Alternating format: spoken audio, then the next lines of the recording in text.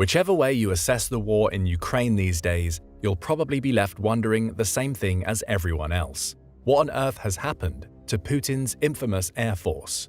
Fighter jets like this supersonic medium-range fighter-bomber aircraft, the Su-34, or this Su-57, a multi-role fighter capable of aerial combat as well as ground and maritime strikes, should be dominating the skies over Ukraine. But instead, they're either seen fleeing the battlefield or ungracefully falling onto the ground in flames. Try as they might, Russian combat aviators have failed to establish any kind of air superiority over the battlefield thus far. Today, we'll take a look at a few reasons why, starting with something called manpads. Don't be fooled by the name, these things have Putin's aircraft retreating left and right, and a quick dive into one of the most revolutionary periods in the history of military air power, the Jet Age. The coming of the Jet Age in the late 1940s ushered in profound changes in the field of aeronautics.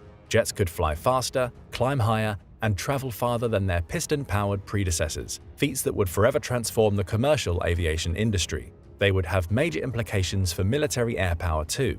Jet propulsion was supposed to make air power king. If you could outrun the enemy in the skies, you could theoretically enjoy unfettered air superiority over the battlefield. At least that was the idea. Sound-shattering increases in aircraft speeds motivated designers to swap traditional guns for air-to-air missiles, their only hope of ever shooting a supersonic jet out of the sky. Missiles not only remain the preferred weapon for air-to-air combat, but revolutionize the very nature of air defense itself. Today, air defenses rely almost exclusively on surface-to-air missile systems, or SAMs, to prevent hostile air attacks. Impressively, technological advances in the 1970s made it possible to furnish vulnerable infantry with their own portable handheld anti-aircraft missiles too. Man-portable air defense systems, or manpads, are simple and cost-effective shoulder-fired rockets that lock onto aircraft using infrared homing. They can be taught to new users in a matter of a few minutes. Useful, right? Putin thought so too. Knowing Russia's numerically superior air force would play a central role in the opening phases of its invasion of Ukraine back in February of 2022, Western nations rushed thousands of manpads into Ukrainian hands to shore up their air defenses. These included American Stinger missiles, surplus Soviet eyeglass, and British laser-guided high-velocity Starstreak systems. The gamble paid off. Cheap manpads made it much harder for Russia's air force to establish aerial supremacy, imposing steep, asymmetrical costs on Russian pilots who could no longer safely approach priority targets in Ukrainian airspace. For the price of one $60,000 to $80,000 Igla, Ukrainian soldiers can down a $36 million Su-34 bomber or an $85 million Sukhoi Su-35S fighter. That's real bang for your buck. This has had real repercussions all over the battlefield. Modern combined arms warfare hinges on effective cooperation between all service branches: air, armor, artillery, and infantry. Because Russia has thus far been unable to provide active, continuous air cover for its ground units, tanks, logistic convoys, artillery, and infantry have been repeatedly caught out in the open and destroyed over the course of the war, a spectacle played out almost daily in combat footage littering social media for the entire world to see. Here's the bad news though. Despite Putin's failure to establish air dominance in Ukraine, this does not mean that Russian aircraft are not present over the battlefield or that Ukraine enjoys its own air superiority. Far from it. In a recent interview, Ukrainian troops on the front lines around Bakhmut told reporters that Russian aircraft still fly over the battlefield almost every day, sometimes a few times each day, but manpads have drastically reduced the extent to which they can linger over their targets. Here's how it usually goes down. Most overflights last only a few seconds. Fighter bombers flying in pairs or groups of 4 ingress to a target area at low altitude, maybe 50 meters or less, and then lob rockets and bank left or right and return back to base. Rather than hover over the front, far slower helicopters tend to operate similarly as airborne artillery platforms, approaching the contact line, firing their salvos of unguided rockets, and departing as quickly as possible. This has made it even harder for Ukrainian infantry to shoot down Russian aircraft. Constant vigilance is required since little warning is given. One soldier provided insight into the process. When the infantry shouts "incoming" and hides in the trenches, you have to run out and try to find the enemy's plane or aircraft. It doesn't matter if the enemy is shelling you or if it's calm. Your response has to be highly focused. and you have to have perfect sight and hearing to find a target at a distance of 3 to 5 kilometers. From the moment you've heard the sound, you literally have 3 to 5 seconds to run up and throw the manpads on your shoulder. Since timing is everything, concealed Ukrainians tend to target slower Su-20 fighter bombers and helicopters like the Mi-8. Hefting an 18-kilogram Igla onto your shoulder while sprinting out to the open and get a lock while the target zips overhead, then launching the missile knowing you're in mortal danger all within a span of 15 seconds or less, can you imagine how difficult that must be? The decentralization of air defense made possible by manpads like the Stinger has helped limit the effectiveness of Russian air power, but it hasn't blunted it altogether. According to former Staff Sergeant and Green Beret David Bramlett, a combat veteran who recently spent 11 months fighting the Russians in Ukraine, Russia could still turn things around if Western support wavers. Let's hope that doesn't happen, but even if it does, there's a chance Putin will take care of his air army's downfall all by himself. You see, lucky for Ukraine, Russia also has its own incompetence to thank in part for its lack of air superiority. Recently, accidents have taken their toll on Russian aircraft, with 6 crashes alone registered over the span of 2 months in late 2022. In September, a Russian Air Force Su-25 attack aircraft crashed just after takeoff after entering a left turn. Experts believe the crash was likely due to a technical fault or a pilot error. The pilot did not eject. A month later, an Su-25 fighter bomber careened into the courtyard of an apartment building in Yeysk, a western port on the Sea of Azov, during a training flight after its pilot ejected. The devastating crash injured 25 and killed at least 15 civilians, 3 of them children. According to Russian state media, the accident was caused by an engine fire sustained during takeoff. Just a week later, another Su-30 fighter entered a vertical dive and smashed into a 2-story residential home in Siberia, killing its 2 pilots in a fiery explosion. It was the second such fatal incident in 6 days involving a Sukhoi fighter plane. No civilians were killed. But the crashes don't end there, and they are happening on a wider scale than you may know. The avalanche of accidents reflects the toll the war has had on Russian aviation writ large.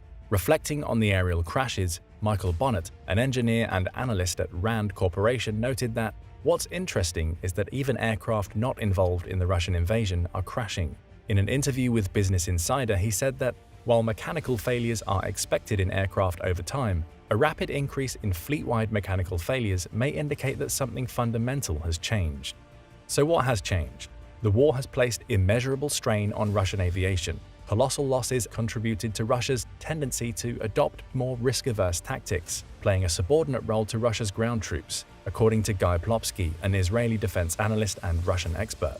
In just 8 months, Russian combat aviators flew on average 150 sorties a day for a total of 34,000 combat sorties, but the number of sorties has greatly diminished. From an early high of 300 per day, Britain's Ministry of Defense estimates that now Russia probably conducts tens of missions per day. Very few of those sorties actually enter Ukrainian airspace. General wear and tear can be expected in any war, but the immense toll has seriously impacted Russia's pool of 7,500 relatively inexperienced pilots, who are said to receive roughly 100 hours of flight time per year, 1/3 less than their NATO counterparts. The lack of training limits their ability to conduct the type of massive air campaigns Western armies almost take for granted. According to Justin Bronk, an air power analyst, since Russian pilots are trained almost exclusively to fly in pairs and have little exposure to larger exercises, get relatively few flying hours compared to most NATO fighter crews, do not have support from tankers on most operations, and are not doctrinally trained for large air campaigns, it is perhaps unsurprising in retrospect that the Russian Aerospace Forces, VKS, proved incapable of conducting a Western-style war against Ukraine. Of a pool of around 300 modernized and 400 other frontline jets, Russia has sustained 72 air losses during the war, each costing tens of millions of dollars. The losses also include pilots, which are difficult to train and even more difficult to replace. Just ask Britain's RAF, itself suffering from a shortage of trained air crews, where it most recently had more F-35 Lightning II fighters than it had pilots, amid a 5-year waiting list for students to reach the front line. But the lack of qualified pilots is only one part of the problem. Russia also lacks skilled mechanics or the proper tools to make and fix the parts needed to keep Russia's modernized air fleet up to snuff. The fact that its pre-war stockpiles are dilapidated and rapidly diminishing only adds to the problems as the demand for specialized parts and repair tools grows. Russia has tried to mobilize greater amounts of manpower to address the human part of the problem, which, as you can imagine, has its own issues. Just like training pilots, you have to train the repair crews to diagnose and maintain extremely complex computer avionics and technical systems. That is, if you can get them. Herein lies another problem with Russia's Air Force. While mobilization certainly affected the small and medium-sized companies that make aviation parts, the random crashes and accidents began happening prior to mobilization. The shortage of manufacturing tools was already going on, which means Western sanctions may have had a role to play. Russia has been left in an economic and industrial vice by the West, squeezed out of its many traditional import-export markets where it has received the critical components it needs to keep its airplanes airworthy. Modern aircraft are outfitted with a deeply complex array of electronic systems. Computer targeting, special sights, communication relays, everything relies on critical electronic components previously available to Russia only on the import market. Moscow has previously admitted that it was 15 years behind the rest of the world, producing its own semiconductors, which isn't a good look when so many of today's precision weapons heavily rely on them. Russian manufacturers are now trying to source the components they need on the black market. But in the interim, Western sanctions and embargoes have forced the Kremlin to crack open stocks of its Soviet-era dumb munitions that lack computer guidance. Cannibalizing older pieces of equipment for spare parts is one way to try and stem the tide of aircraft losses, but it's hardly a good one. The result is an ad hoc, hodgepodge approach to combat aviation, hardly a combination any pilot anywhere should ever want to try. Some cases are pretty bad. It's reported that Russian pilots have been forced to tape commercial GPS devices to their cockpits for navigation, one report claimed. There are reports of Russian aircrews being so incompetent they leave the covers on aircraft sensors before takeoff. Another outlet claims their bombing accuracy has a mere 40% success rate compared to the pinpoint precision displayed by Western coalition forces during the campaigns in Syria and Iraq. We don't know exactly how effective Western sanctions have been in dulling Russian air power, but it has certainly played a role in suffocating access to the parts it needs to operate at the top of its game. In a war, every little bit of help goes a long way. There's no out-and-out answer as to why Putin has failed to establish air superiority. It is likely that a combination of factors, wear and tear, stress on older airframes, a lack of pilots and trained aircrews, and Western sanctions, have each played a significant role. What we do know is that thanks in part to their own outstanding courage, adaptability, and resilience coupled with the material support they've received from the West, Ukraine has managed to do a lot with a little in terms of its own air defense.